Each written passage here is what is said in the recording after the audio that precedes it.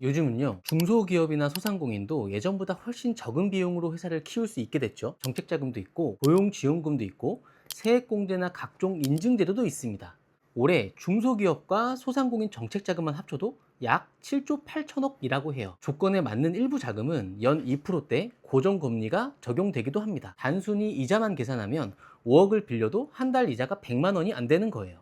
물론 모든 회사가 이 조건으로 받을 수 있다는 이야기가 아닙니다. 제가 말씀드리고 싶은 건요, 예전보다 회사를 키울 때 활용할 수 있는 제도가 훨씬 많아졌다는 거예요. 그런데 매출이 10억, 20억씩 나오는데 회사 통장에 현금 1억도 없는 곳이 생각보다 정말 많습니다. 회사는 분명히 커졌어요. 직원도 늘었고, 거래처도 늘었고, 매출도 늘었습니다. 그런데 회사 통장에는 쓸 수 있는 돈이 없어요. 이런 회사들은 대부분 세 가지 이유 때문에 돈을 벌고, 비용을 내고, 세금을 납부하고, 다시 처음부터 시작하는 생활을 5년, 10년씩 반복합니다. 첫 번째는요, 세금과 자금을 너무 늦게 준비한다는 거예요. 대표님 절세 방법을 찾는 시점이 보통 언제인지 아세요? 세금이 나온 다음이에요. 종합소득세나 법인세가 생각보다 많이 나온 걸 보고 그때부터 줄일 방법을 찾습니다. 정책자금은 언제 알아볼까요? 회사 통장에 돈이 부족해졌을 때예요. 법인 전환도 마찬가지입니다. 개인 사업자로 내야 할 세금이 너무 커진 다음에야 고민해요. 그런데 세금이 이미 확정된 다음에 지난해 세금을 줄일 수 있을까요? 결산이 끝난 다음에 지난 재무제표를 마음대로 바꿀 수 있을까요? 돈이 급해진 다음에 회사의 부채와 대표님의 신용을 갑자기 좋게 만들 수 있을까요? 어렵잖아요. 대표님들이 착각하는 게 절세는 세금이 나온 뒤에 하는 거고 정책자금은 돈이 급할 때 신청하는 거고 법인 전환은 세금이 많아진 다음에 하는 거라고 생각합니다. 그런데 실제로는 반대예요. 절세도 법인 전환도 정책 자금도요. 결과가 나온 다음에 처리하는 게 아니라 결과가 나오기 전에 미리 구조를 만들어 놓는 겁니다.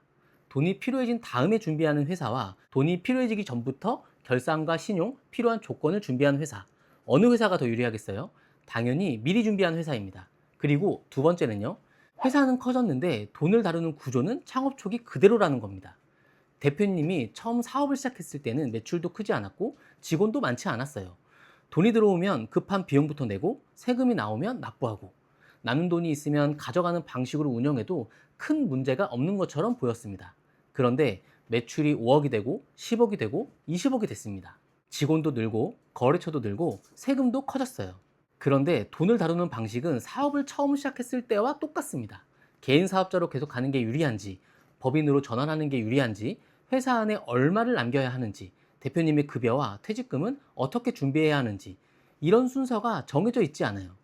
회사는 20억짜리 회사가 됐는데 돈을 관리하는 방식은 매출 1억일 때와 똑같은 거예요.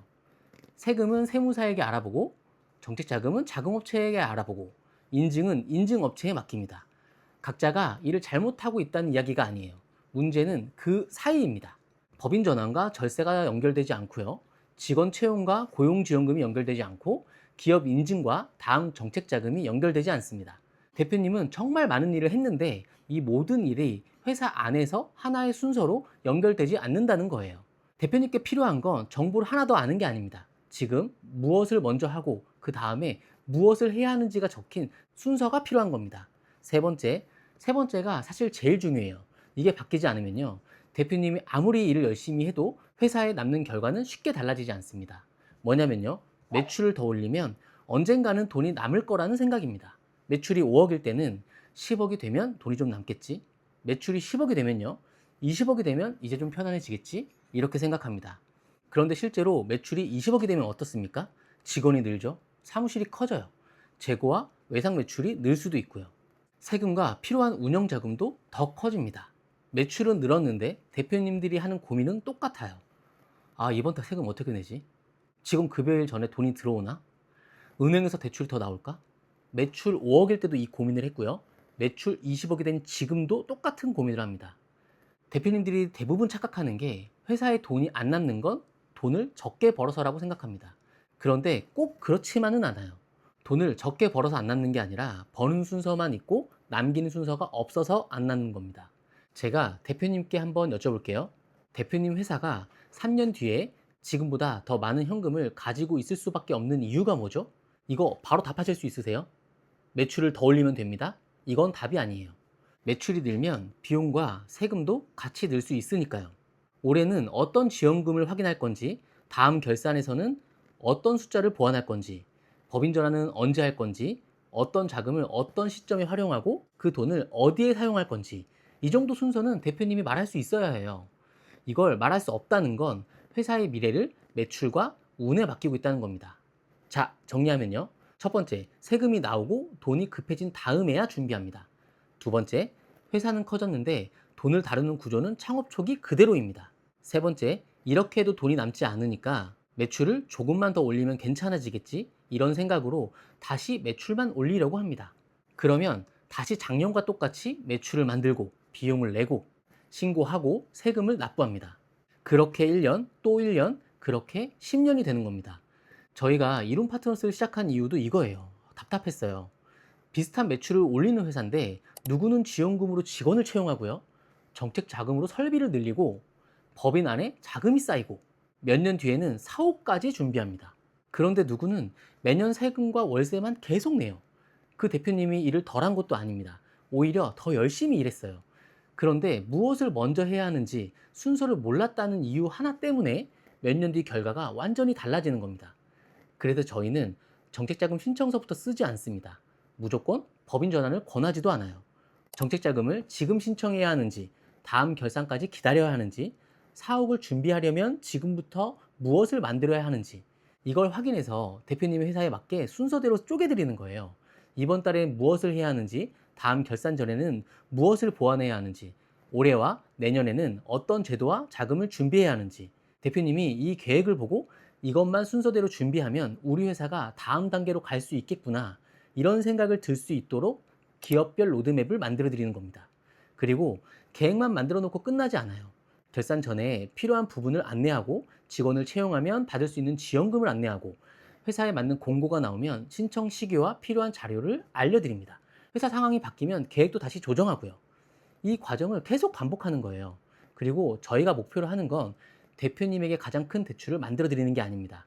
대표님 회사에 필요한 만큼의 자금을 가장 유리한 시점에 활용해서 다음 성장으로 연결하는 겁니다. 5억을 받을 수 있어도 2억만 필요하면 2억을 받는 게 맞고요. 지금 신청하는 것보다 다음 결산 이후가 유리하면 기다리는 게 맞습니다. 대표님이 지금 우리 회사가 이렇게 가는 게 맞나? 개인 사업자로 계속 가도 될까? 정책 자금을 신청하기 전에 무엇부터 준비해야 하지? 이런 생각이 드신다면 무료 기업 진단이라도 꼭 한번 받아보셨으면 좋겠습니다.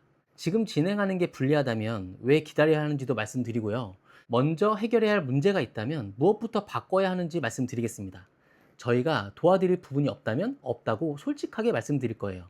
그리고 저는요, 회사를 키운다는 게 단순히 매출 숫자를 올리는 것 이상의 의미가 있다고 생각하는 겁니다. 대표님이 회사를 운영하는 이유가 매출 10억, 20억이라는 숫자 하나를 만들기 위해서는 아니잖아요. 가족에게 더 안정적인 삶을 만들어주고 싶고, 직원들이 오래 다닐 수 있는 회사를 만들고 싶고, 나중에는 대표님이 매일 현장에 나오지 않아도 버틸 수 있는 자산을 만들고 싶은 거잖아요. 그런데 10년 동안 회사를 운영했는데 회사 통장에 현금이 없고 대표님 손에 남는 것도 없다면 너무 허무하잖아요. 저는 대표님이 이 과정을 통해서 우리 회사도 구조만 제대로 잡으면 달라질 수 있겠구나. 나도 언젠가는 내 사옥을 준비할 수 있겠구나. 이런 확신을 한 번이라도 가져보셨으면 좋겠습니다. 아낀 세금이 대표님이 자산이 되고요. 활용한 자금이 회사의 다음 성장이 되고요. 그 결과가 대표님의 사업과 은퇴 이후의 시간까지 이어져야 합니다. 그때 비로소 회사의 성장과 대표님의 성장이 같아지는 거예요. 대표님의 회사가 앞으로 어떻게 가야 할지 궁금하시다면 무료 기업 진단을 통해서 우리 회사는 어디서부터 바꿔야 하는지, 무엇을 먼저 준비해야 하는지 그 첫 번째 순서부터 같이 찾아보겠습니다. 오늘은 여기까지 하겠습니다.